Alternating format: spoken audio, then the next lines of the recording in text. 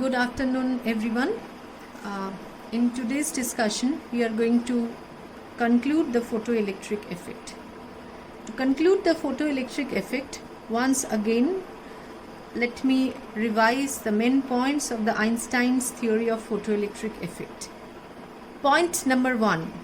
Photoelectric emission is the result of interaction of two particles, one photon and another one is that of the electron of the metal. Number 2, the free electrons are bound with the metal. So, a minimum energy is required to liberate the electron from the metal. Point number 3 is each photon interacts with one electron. Number 4, this is basically the conservation of energy. Photons whose energy are greater than that of the work function, they are capable of ejecting the photoelectrons, and from the conservation of energy, we get that energy of the incident photon is utilized in two ways. First of all, to overcome the work function, this is the total energy of the photon, and a part of it is utilized to overcome the work function, and the remaining part is imparted as the kinetic energy of the electron. Okay.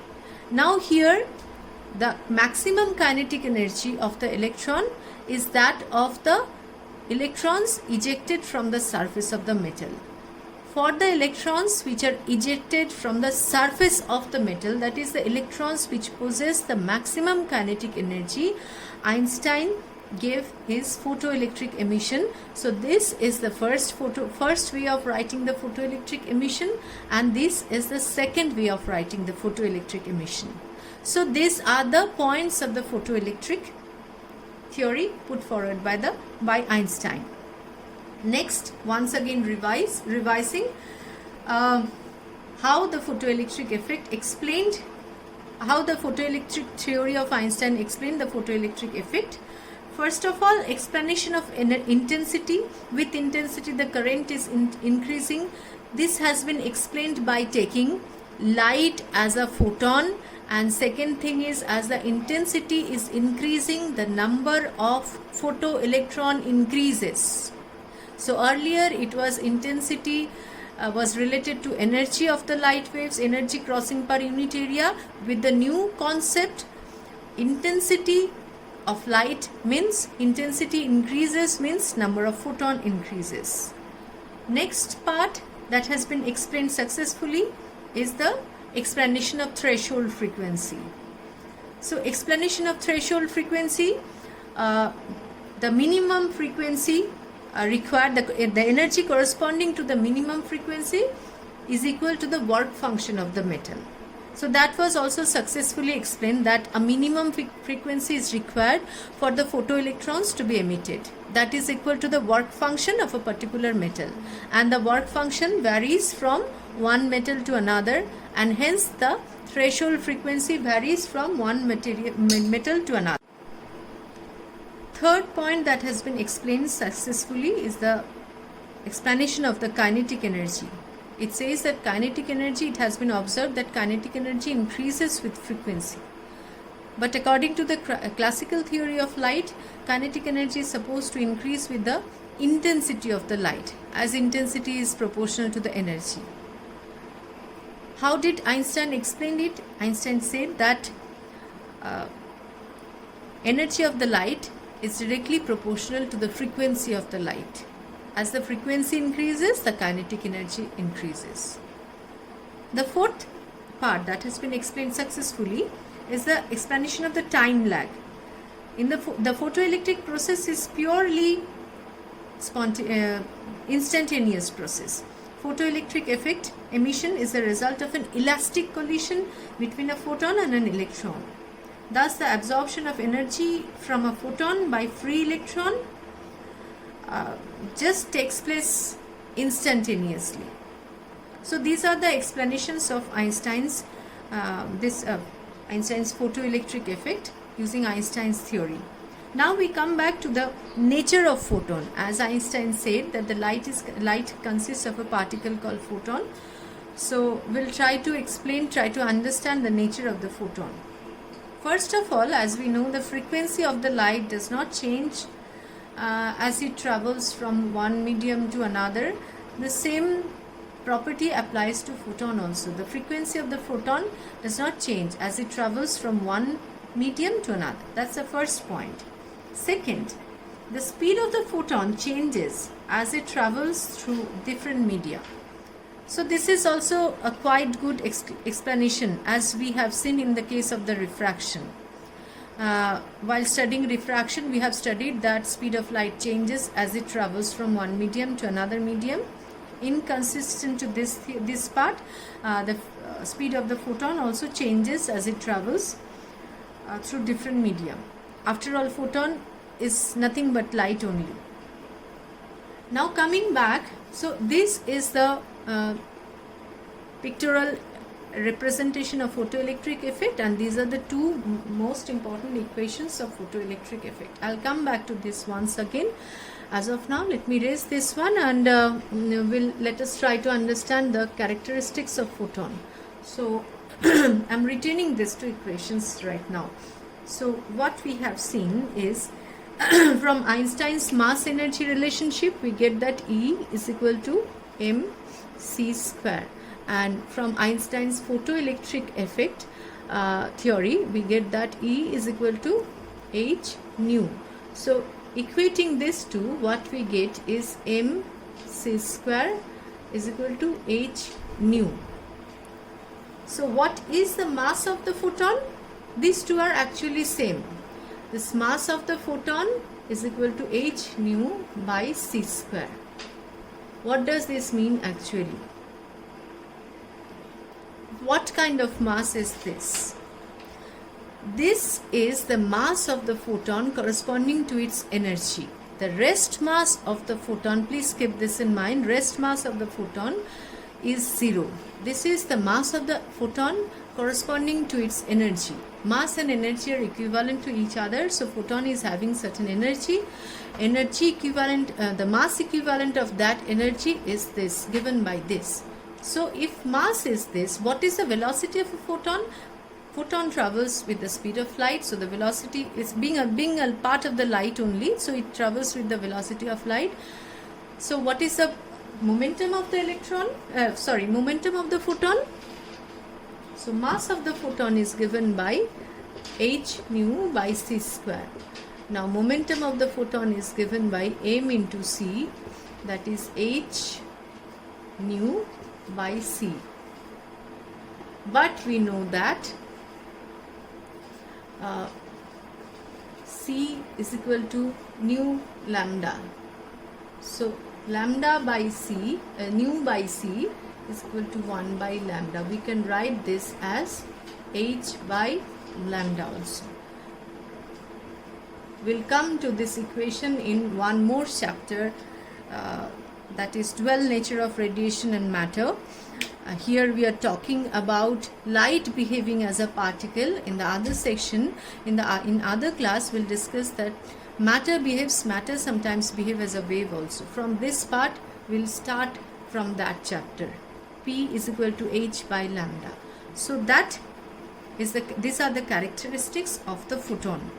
So photon has an energy h nu, photon has a momentum this, photon has a rest mass 0, and the mass corresponding to its energy is h nu by c square. So these are the characteristics, basic features of the photon. Photons, one more thing, photon is electrically neutral and it's not deflected by electric and magnetic fields. Okay, when a photon and a particle, that is in the photoelectric effect only, when a photon and a particle interacts, the total energy and total momentum is conserved, but photon number may or may not be conserved. Okay, and one more thing, intensity of light increases means the number of photon increases. So what did we discuss today? We revised the point of Einstein's theory of photoelectric effect. Next, we tried to explain the drawbacks of the classical theory using the modern photoelectric theory put forward by Einstein. Next we discuss the properties of a photon. The fourth and the concluding part here is we will determine the Planck's constant. This Planck's constant and the work function of a metal from the graph drawn from this equation. So let us see how we can do this. So determination of Planck's constant. First of all, we will just write this equation in a different form. This h nu minus w0 work function, this thing we will rewrite in different form, and keeping this in mind, in the previous classes we have discussed that this k max or ek max or e max, whatever you may write, the potential energy, I keep on changing the notation, just keeping this in mind, this E max or K max or Ke max, all this means the maximum kinetic energy of the electron. So K max, as we have written here, K max here is equal to EV0, where V0 is the stopping potential. This thing we have discussed in the previous classes. So we will replace this K max with EV0,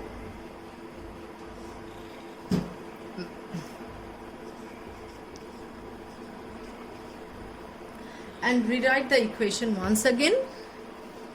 Now what do we get? EV0 is equal to h nu minus w0. From this equation, what do we get? We get V0 is equal to, we divide this side by E, h nu by E minus w0 by E. Now see this one, we are varying this one, we are plotting the graph of V0 versus nu. So there are two variables, V0 and nu. We plot the V0 along y-axis and nu along x-axis. This is the stopping potential and this is the frequency of the light. We increase the frequency of the light, and as we know that as we increase the frequency, stopping potential also increases. As we increase this, now look at this equation. This h by E, this is Planck's constant, this is the charge of an electron. Work function for a particular metal is also constant. So this part is constant, this part is constant. Only two variables here. This equation is similar to your equation y is equal to mx plus c. Here the c part is negative. That means the y-intercept must come out negative. I am erasing this part a bit so that we can draw the graph properly.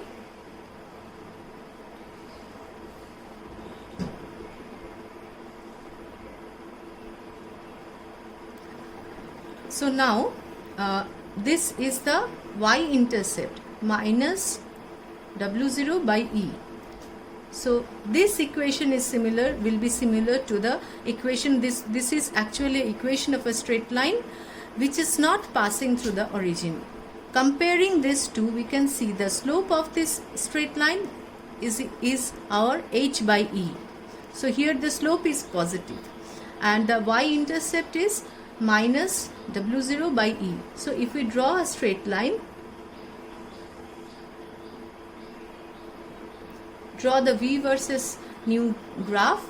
From this graph, this y-intercept will give the value of w0 by E, and from this graph, the slope, if we plot the graph, the slope of the graph will give you the value of h by E. This h by E is the slope and w0 by E is your y-intercept. From these two value, we can find out, E is known to us, so we can find out the value of Planck's constant and work function also. So that's all in the theory part. Now let us move on to few numericals. Until and unless you solve numericals, your theory is incomplete. You cannot understand the theory completely until and unless you solve the numerical. Now I am erasing this part and we will solve 2 numericals here, and the remaining part I'll give you as assignment. So first equation says, listen to it carefully, the work function of a cesium, work function means I'm writing down the data only, work function of a cesium is 2.14 electron volt, and I know all of you know how to convert electron volt into joule. What is the relationship between electron volt and joule? Work function is nothing but the minimum energy, so EV is another unit of energy. We are expressing it in different unit. Please be careful about the units. So work function is 2.14 EV.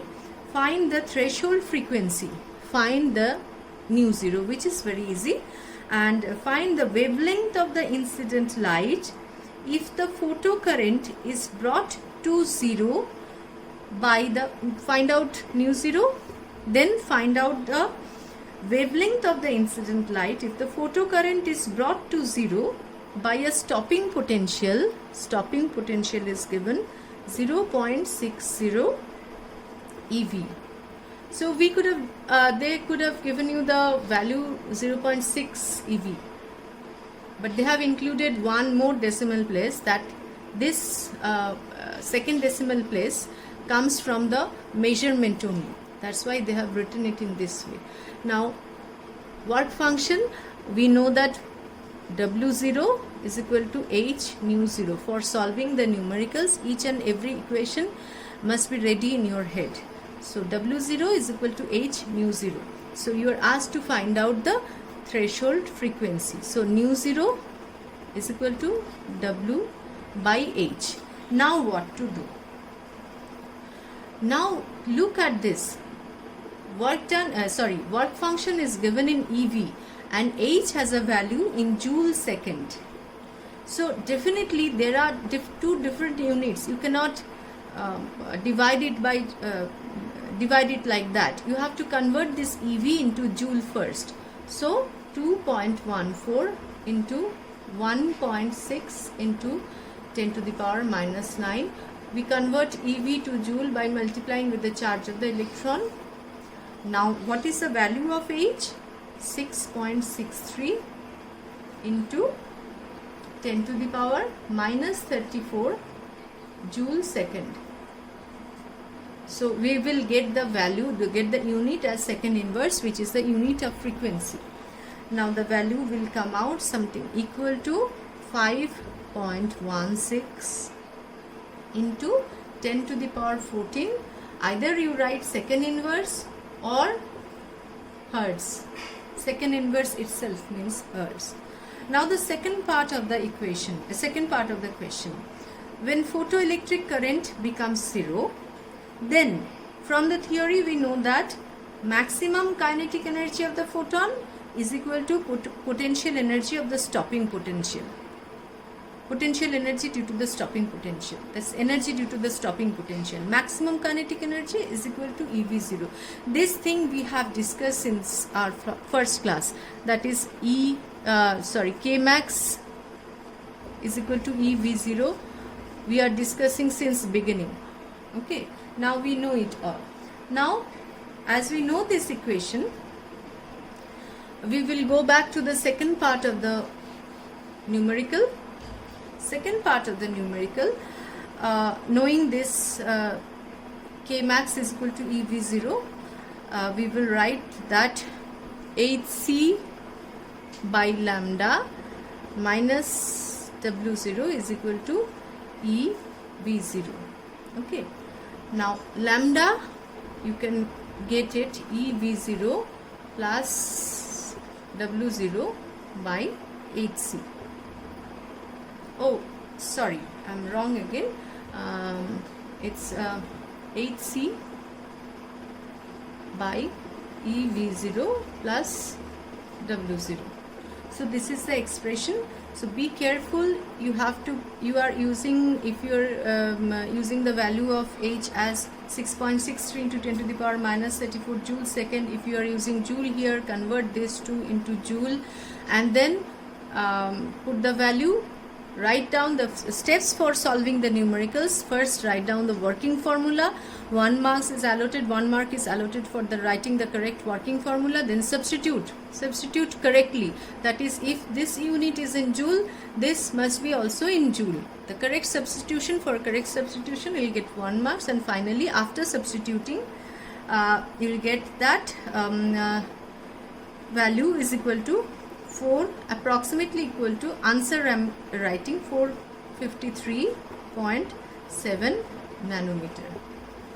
Okay, so I am not making this video longer. Let me end up here, and after this I am going to give you few numericals as assignment. Thank you.